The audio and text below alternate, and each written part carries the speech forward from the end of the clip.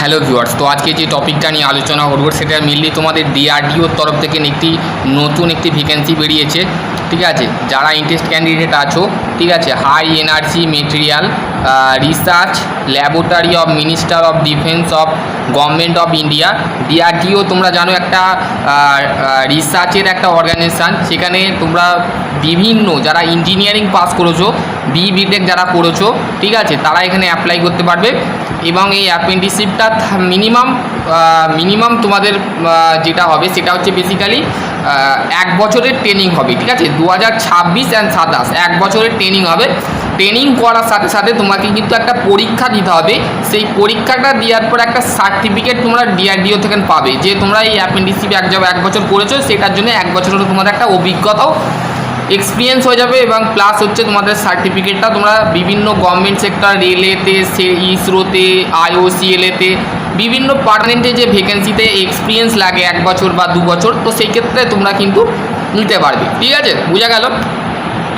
তো কি বলেছে দেখো, high energy of the material research of the laboratory DRDO HEMRL, ঠিক আছে, Pune one the RD defence of the RD organisation, minister of defence of the high energy material research laboratory DRDO.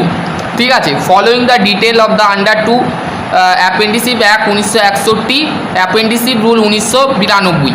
তো এই time অনুযায়ী এই অ্যাপ্রেন্টিসশিপটা করতে পারবে। ঠিক আছে, যারা ইন্টারেস্ট ক্যান্ডিডেট আছো, যারা করতে চাও, তারা অবশ্যই ভিডিওটা দেখবে।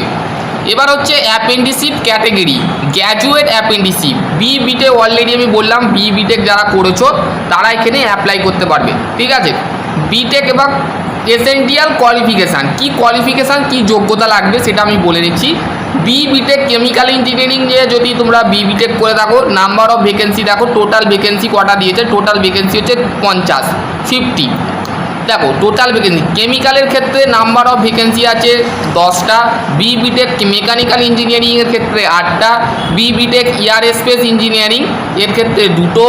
এই ভ্যাকেন্সি ডিআরডিওর এখন ভ্যাকেন্সি বেরোবে। দেখো সামনে আমাদের দুর্গাপুজো আসছে, তো সেই ক্ষেত্রে দুর্গাপুজোর আগেও কিন্তু ডিআরডিওর ভ্যাকেন্সি বেরোবে। পার্মানেন্ট ভ্যাকেন্সি বেরোতে পারে, কন্ট্রাকচুয়াল বেরোতে পারে, বা তোমাদের ইসরোর থেকে ভ্যাকেন্সি আসবে, ইন্ডিয়া অয়েল, আইওসিএল, সেল, ভেল, এই সমস্ত জায়গায় কিন্তু মানে বিভিন্ন জায়গায় সেক্টরে কিন্তু পার্মানেন্ট ভ্যাকেন্সি আসবে। অ্যাপ্রেন্টিসশিপও বেরোবে। তো সেই ক্ষেত্রে যারা গ্র্যাজুয়েট করে বসে আছো, এরপরে তোমাদের একটা ভ্যাকেন্সি আসবে এই কদিনের মধ্যে, একটা ডিআরডিও থেকে বেরোবে, যেখানে আইটিআই, ডিপ্লোমা এবং বিটেক তিন রকম branch, there of will be of 3 branch, ITI, diploma, BTech. ঠিক আছে, এর ক্ষেত্রে অ্যাপ্রেন্টিসশিপের ভ্যাকেন্সি কিন্তু ফের বেরোবে। তোমাদের স্টাইপেন্ড হবে 15,000 টাকা, যেটাকে স্যালারি বলে। ডিআরডিও সম্পর্কে যদি তোমাদের কোনো কোশ্চেন থাকে তো সেই ক্ষেত্রে করতে পারো। ঠিক আছে, দেখো এবার হচ্ছে বিটেক এয়ারস্পেস ইঞ্জিনিয়ারিং 2টো, B Tech and computer and information science বা কম্পিউটার ইঞ্জিনিয়ারিং যারা করেছো সেটা ক্ষেত্রে 5টা, বিএসসি কম্পিউটার সায়েন্স যারা করেছো 5টা, বিটেক ইলেকট্রিক্যাল অ্যান্ড ইলেকট্রিক্যাল ইনস্ট্রুমেন্টেশনের ক্ষেত্রে হচ্ছে 2টো, বিটেক ইলেকট্রনিক্স টেলিকমিউনিকেশনের ক্ষেত্রে 3টে, বিটেক সিভিলের ক্ষেত্রে হচ্ছে 2টো। এবং যারা নর্মাল গ্র্যাজুয়েশন করেছো বা গ্র্যাজুয়েট করেছো, নর্মাল গ্র্যাজুয়েট যারা বিএ করেছো, ব্যাচেলর অফ আর্টস এর ক্ষেত্রে 9টা, ব্যাচেলর অফ সায়েন্স যারা বিএসসি করেছো কেমিস্ট্রিতে তাদের ক্ষেত্রে 9টা ভ্যাকেন্সি আছে। ব্যাচেলর অফ কমার্স যারা বিকম করেছো 3টে, bachelor of library science, bachelor of business BBA যারা করেছো তাদের ক্ষেত্রে 1টা। ঠিক আছে, তোমাদের কিন্তু যে last date of the application করার লাস্ট ডেট হচ্ছে, দেখো এখানে তোমাদের বলে দিয়েছে অ্যাপ্লিকেশান লাস্ট ডেট। ঠিক আছে, শেষ তারিখ 28শে আগস্ট 2026। ঠিক আছে, 28শে আগস্ট 2026-এ কিন্তু ভ্যাকেন্সি বেরিয়েছে। ঠিক আছে, এই ভ্যাকেন্সি নয়, লাস্ট ডেট। তো আজকে হচ্ছে 26 তারিখ, আর মাত্র 2 দিন আছে, এই ভ্যাকেন্সিটা কিন্তু ক্লোজ হয়ে যাবে। যারা ইন্টারেস্ট ক্যান্ডিডেট আছো, যারা করতে চাও, যারা অলরেডি যারা জব করতে চাও, অ্যাপ্রেন্টিসশিপ মানে হচ্ছে একটা জবেরই মতন, যারা জব করতে চাও তারা এখানে করতে পারো। ঠিক আছে, বোঝা গেল? আশা করছি তোমাদের যদি আরও কোনো কোয়ারি থাকে অবশ্যই কমেন্ট সেকশনে কমেন্ট করো। ভিডিওটা কেমন লেগেছে অবশ্যই বন্ধুদের সাথে শেয়ার করো। ভালো লাগলে লাইক কমেন্ট শেয়ার করতে অবশ্যই ভুলবে না। ঠিক আছে, তারপরে হচ্ছে দেখো এইখানে তোমাদের প্রত্যেকটা পয়েন্ট কিন্তু আমি পয়েন্ট বাই পয়েন্ট বলবো যাতে তোমরা বুঝতে পারো। দেখো প্রথমে হচ্ছে ফার্স্ট পয়েন্ট যেটা আছে, প্রথম যেটা আছে বলছে only Indian national are eligible, মানে ভারতীয় নাগরিক হতে হবে। ভারতীয় নাগরিক মানে তোমাদের 18 বছর হতে হবে, মিনিমাম 18 বছর হতে হবে। 18 থেকে কত বছর লাগবে সেটা আমি বলে দেবো এই ভিডিও। তারপরে নেক্সট পয়েন্ট কি বলেছে, এডুকেশনাল কোয়ালিফিকেশান মানে শিক্ষাগত যোগ্যতা above the relate of the recognition of university, board of university, মানে বিশ্ববিদ্যালয় যেটাকে বলে, বিশ্ববিদ্যালয় কিন্তু ইউনিভার্সিটির হতে হবে। কি দেখো, candidate who the passes the qualify exam 5 ইয়ার, 5 বছরে যারা পাস আউট হয়েছো, যেমন 2022, 2023, 2024, 2026 যারা পাস আউট হয়ে গেছো, যারা ফাইনাল ইয়ারের 8 সেমিস্টারে বিটেকে আছো তারা পাস আউট হয়ে গেছো, বা যারা বসে আছো বেকার ঘরে আবার বিজনেস সামলাচ্ছে, কেউ বেকার ওই ঘুরছো, তারা জব খুঁজছো না, বা ইন্ডাস্ট্রিতে জব করছো, ঠিক আছে করছো, ভাবছো অ্যাপেন্ডিসিপটা করে নেবো, ঠিক আছে। জব করার সাথে সাথে অনেক ক্ষেত্রে ছাত্রছাত্রীরা করবে না, কিন্তু বেসিক্যালি পাস আউট মানে 2022-এ পাস আউট হয়েছো, 23-এ পাস আউট হয়েছো, 24-এ পাস আউট, যাদের করার ইচ্ছা আছে তারা অবশ্যই করবে। আর যারা এখন জব করছো তারা জব ছেড়ে যেন অ্যাপেন্ডিসিপটা করবে না, কেন তোমরা এলিজিবল নয়, ঠিক আছে, তোমাদের ঘরে নেওয়া হবে না। যারা পাস আউট হয়ে গেছে, যারা 22-এ পাস আউট হয়েছে, 23-এ পাস আউট হয়েছে, 24-এ পাস আউট হয়েছে, তারা এখানে অ্যাপ্লাই করতে পারবে, ঠিক আছে, বোঝা গেল। তারপরে কি বলেছে দেখো, এইখানে একটা ইম্পর্টেন্ট পয়েন্ট যেটাকে বলে সেটা কিন্তু এখানে মেনশন করে দিয়েছে। কি বলেছে দেখো, application those of candidate qualify exam who the result have been not been declare available of last date of submission application not eligible. ধরা গেল কোনো ছাত্রছাত্রীর রেজাল্ট বের হয়নি, তারা কিন্তু অ্যাপ্লাইতে পারবে না। অ্যাপিয়ার আছে মানে রেজাল্টটা কিন্তু বের হয় না, রেজাল্ট যাদের বেরিয়ে গেছে, যাদের কাছে সার্টিফিকেট বা ডিগ্রি আছে তাদের ক্ষেত্রে কিন্তু তারা অ্যাপ্লাই করবে, বাকিরা কিন্তু অ্যাপ্লাই করতে যাবে না। যদি তোমার কাছে সার্টিফিকেট থাকে বা তুমি পাস আউট হয়ে বসে আছো, অ্যাপেন্ডিসিপ করবার জন্য ডিআরডিও একটা ভালো একটা সংস্থা, যদি তোমরা এক্ষেত্রে ডিআরডিও থেকে বেরো, পরে পার্মানেন্ট ডিআরডিওতে যখন তোমাকে কিন্তু আগে ডেকে নেওয়া হবে, মানে যারা আগে তোমাকে ডেকে নেওয়া হবে। তারপর যে candidate of higher qualification of not eligible, যদি এমটেক বা পিএইচডি করে বসে আছো তোমরা এখানে অ্যাপ্লাই করতে পারো। নর্মালি যদি বিটেক, তোমরা বিটেক তো অলরেডি মানে এই বছরে অনেক ছাত্রছাত্রীরা, আমার ছাত্রছাত্রীরা অ্যাপেন্টিসিপ করছে ইসরোতে, ইন্ডিয়া অয়েলে, তারপর ওএনজিসিতে, অয়েল ইন্ডিয়াতে, ইসরোতে, ঠিক আছে, সেলেতে, ভেলেতে, ঠিক আছে,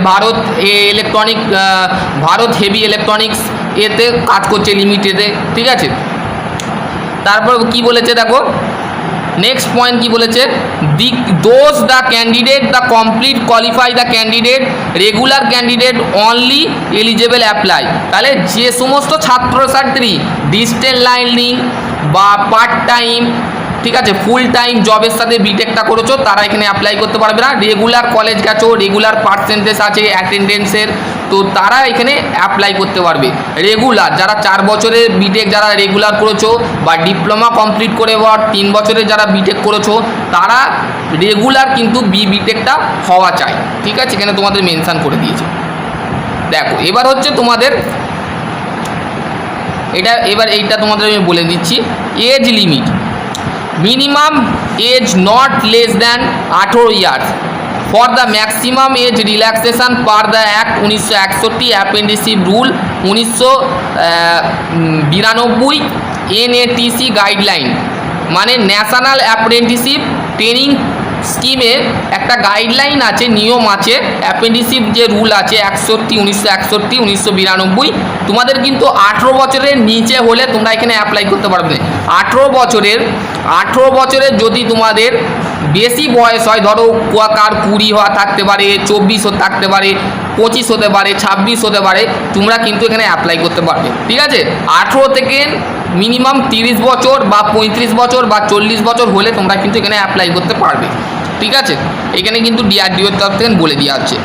তারপরে এখানে তোমাদের আমি যেটা একটু আগেই বললাম সেটাই কিন্তু এখানে মেনশান করেছে, নাম্বার এইচ পয়েন্টে কি বলেছে, candidate who the apprenticeship present undergo under apprenticeship training under to any organisation job experience period of the 1 year or more year after of the essential qualification not eligible.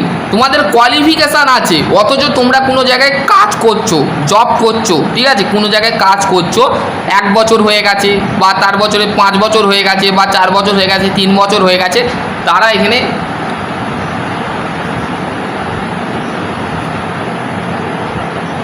এখানে apply করতে পারবে না। ঠিক আছে, বুঝা গেল?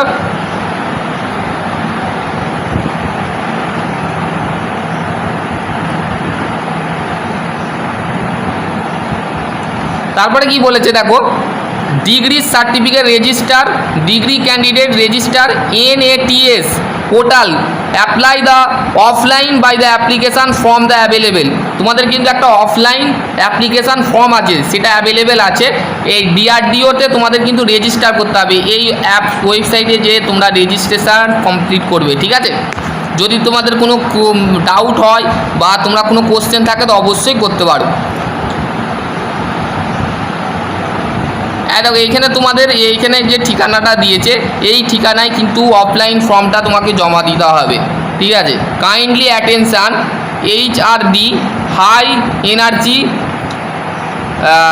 HMRL, ঠিক আছে, ল্যাবরেটরি পুনে, ডাইরেক্টর এখানে দিয়েছে, এই যে আছে এই ঠিকানাটাই কিন্তু তোমাদের পোস্টাল অ্যাড্রেস। দেখো, should be the range of the following the postal address, এই পোস্টাল অ্যাড্রেসে গিয়ে তোমাকে কিন্তু ফর্মটা জমা দিয়ে আসতে হবে। ঠিক আছে, পাসওয়ান পুনে, পাসওয়ান পুনে, সুতারবাড়ি, ঠিক আছে, সুতারবাড়ি Paswan Pune.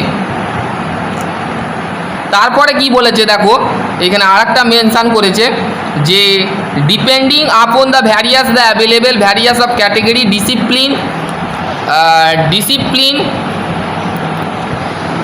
discipline of section, candidate will be of the care the shortlist academy merit written test and interview the combine of the subject of the verification of document। তোমাদের কিন্তু ইন্টারভিউ হবে একটা এবং লিখিত একটা পরীক্ষা হবে।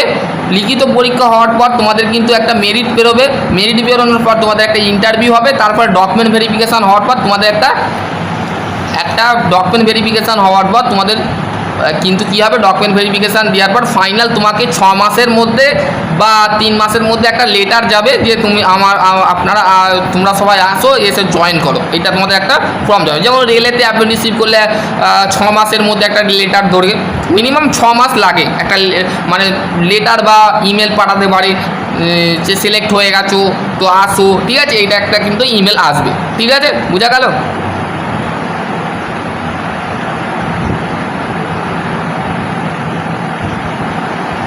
তারপরে কি বলছে, the candidate of the must be execute the contact period of the 1 year training, মানে 1 বছরের ট্রেনিং। এটা 1961 অ্যাপ্রেন্টিসশিপ রুল 1992। ঠিক আছে, এখানে তোমাদের বলে দিয়েছে।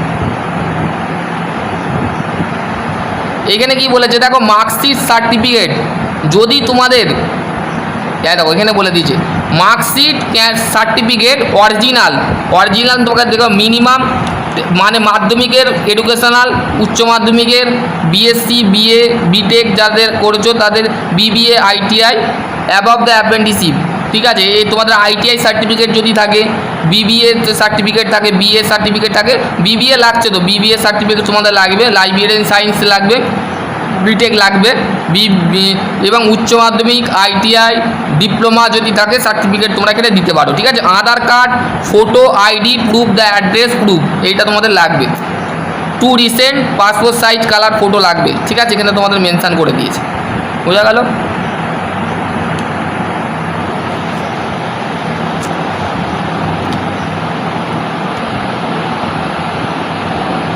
এবার দেখো এখানে তোমাদের ফর্মটা আমি দেখাচ্ছি, প্রত্যেকটা কিন্তু to fill of the capital লেটারে তোমরা কিন্তু ভরপুর করবে। ঠিক আছে, ডেসক্রিপশন বক্সে আমি ফর্মটা দিয়ে দেবো, ফর্মের লিঙ্কটা দিয়ে দেবো, সেখান থেকে তোমরা কিন্তু ফিল আপটা করে নেবে। অ্যাপ্লিকেশান, এখানে তোমাদের অ্যাপ্লিকেশান নেম মানে তোমার নাম ব্লক লেটারে লিখবে। অ্যাপ্রেন্টিসশিপ ক্যাটাগরি গ্র্যাজুয়েট, অবশ্যই গ্র্যাজুয়েট লিখবে এখানে। ঠিক আছে। গ্র্যাজুয়েট ক্যাটাগরি তোমাদের লিখবে। সাবজেক্ট কোন ব্রাঞ্চ আছে তোমার, মেকানিক্যালে কোন, মেকানিক্যাল, ইলেকট্রিক্যাল, যে কেমিক্যাল, কম্পিউটার সায়েন্স, এটা তোমরা দেবে। এখানে পাসওয়ার্ড সাইজের ফটোগ্রাফ লাগাবে, ঠিক আছে, এখানে একটা ফটো লাগাবে, ঠিক আছে। তারপর হচ্ছে এই যে ইউনিয়ন নাম্বারটা যে রেজিস্টার করেছিলে তার একটা নাম্বার আছে, সেই নাম্বারটা দেবে। আধার নাম্বার এখানে বসাবে, ঠিক আছে। আধার নাম্বার বসানোর পর ফাদার নেম দেবে, তোমার বাবার নাম দেবে, মায়ের নাম দেবে, মাদার নেম, কোন জাতি থেকে বিলং করো সেটা দেবে। তারপরে হচ্ছে ক্যাটাগরি ইউআর না ওবিসি না এসসি, ইউআর করলে জেনারেল না ওবিসি না এসসি এসটি না, এখানে দেবে। জেন্ডার সিলেক্ট করবে, জেন্ডার মেল ফিমেল না আদার, তো সেই ক্ষেত্রে তোমরা এখানে দেবে, বোঝা গেল। এবার date of birth, email ID দেবে, ঠিক আছে, ইমেল আইডিটা মেনশান করবে, বোঝা গেল। তারপর হচ্ছে ক্রস পেন্ডিং অ্যাড্রেসটা দেবে, ঠিক আছে। ক্রস পেন্ডিং অ্যাড্রেসটা অবশ্যই দেবে। Cross pending address, permanent address, mobile number. Permanent address মানে তোমার ঠিকানা, ঠিক আছে, তুমি যেখানে থাকো সেই ঠিকানাটা কিন্তু এখানে প্রত্যেকটা তোমার পার্মানেন্ট অ্যাড্রেস মানে হচ্ছে পার্মানেন্ট ঠিকানা, মানে স্থায়িত্ব ঠিকানা, ঠিক আছে, তুমি যেখানে বাস করো সেই ঠিকানা তোমাকে দিতে হবে। মোবাইল নাম্বার দেবে। এবার হচ্ছে এডুকেশনাল কোয়ালিফিকেশান দিবে, মাধ্যমিক, উচ্চ মাধ্যমিক, ডিপ্লোমা করে থাকো বা উচ্চ মাধ্যমিক, এখানে তোমাদের মেনশান করে দিয়ে থাকো, বা মাধ্যমিক, উচ্চ মাধ্যমিক, বিটেক। এখানে তোমাদের 4 বছরের বিটেক লাগছে, ঠিক আছে, এখানে তোমাদের 3 বছরের কথা বলা নেই। 3 বছর তাহলে এখানে ডিপ্লোমাটাকে ঢুকাতো, তো সেই ক্ষেত্রে মাধ্যমিকের, উচ্চ মাধ্যমিকের যাদের সায়েন্স ব্যাকগ্রাউন্ড আছে এখানে সায়েন্সের পার্সেন্টেজ লিখবে, এবং বিটেকের, ঠিক আছে, বা যারা উচ্চ মাধ্যমিকে সায়েন্স নিয়েছো সায়েন্সের এখানে লিখবে, এখানে মার্কস জিপিএ দেবে, এখানে সমস্ত এটা ফিল করে নেবে। ফিল করার পর এখানে তোমাদের এখানে টিক দিতে পারো, বিটেক না বিই না বিএসসি না বিএ না বিকম, তারা এখানে অ্যাপ্লাই করতে পারবে। এখানে সিগনেচার করবে, সিগনেচার করার পর তোমরা কত তারিখে যাবে সেই লাস্ট ডেট হচ্ছে, লাস্ট ডেটটা হচ্ছে যে তারিখ আছে সেই তারিখে দিয়ে নাম ডেটটা দেবে, ডেটটা দিয়ে করবে, সই করবে। এই ছিল আজকের ভ্যাকেন্সির আপডেট। আর তোমাদের লোকেশান হচ্ছে মহারাষ্ট্র, ঠিক আছে, মহারাষ্ট্র লোকেশানে কিন্তু তোমাদের, মহারাষ্ট্রতে তোমাদের কিন্তু লোকেশানে তোমাদের পুনে মহারাষ্ট্র, ঠিক আছে, পুনে মহারাষ্ট্রতে কিন্তু ভ্যাকেন্সি বেরিয়েছে। আশা করছি তোমাদের যদি আরও কোনো কোয়ারি থাকে অবশ্যই কমেন্ট সেকশানে কমেন্ট করবে। ভালো লাগলে লাইক কমেন্ট শেয়ার করতে অবশ্যই ভুলবে না। সকলে ভালো থাকো, সুস্থ থাকো, থ্যাংক ইউ।